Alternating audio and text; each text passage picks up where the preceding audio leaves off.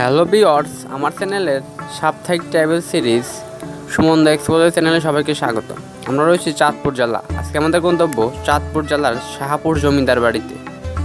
তো ভিউয়ার্স, আপনারা সবাই সাথেই থাকেন, খুব সুন্দর এক্সাইটিং একটা ভিডিও হতে চলেছে। এই জমিদার বাড়িটি চাঁদপুর জেলার শাহরাস্তিপুর উপজেলার শাহাপুর গ্রামে অবস্থিত একটি প্রাচীন জমিদার বাড়ি।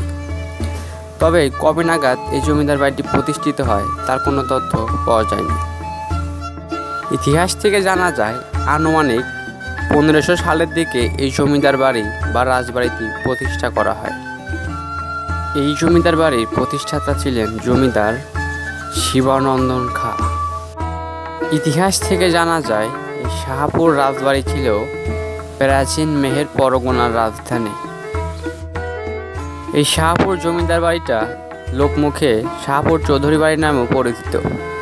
জমি বাড়িটিতে রয়েছে রাজপ্রাসাদের ধ্বংসাবশেষ, রাজবাড়ির প্রাচীর, পাহারার চৌকি, ঠাকুর মন্দির, দুর্গা মন্দির ও নাট্যশালা।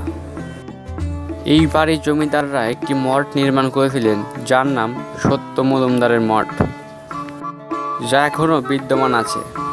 তো ভিউয়ার্স, আমি এখন এই জমিদার বাড়ির একটা মন্দিরের সামনে। তো দেখেন মন্দিরটা যত্ন আর অবহেলায় কালের সাক্ষী হয়ে দাঁড়িয়ে আছে, একদম পরিত্যক্ত হয়ে পড়ে আছে।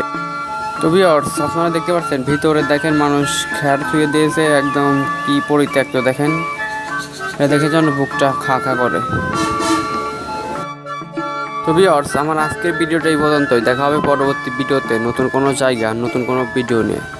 ততক্ষণে আমি চাঁদপুর জেলার শাহরাস্তিপুর উপজেলা থেকে আমি সুমন সৈকত। আল্লাহ হাফেজ।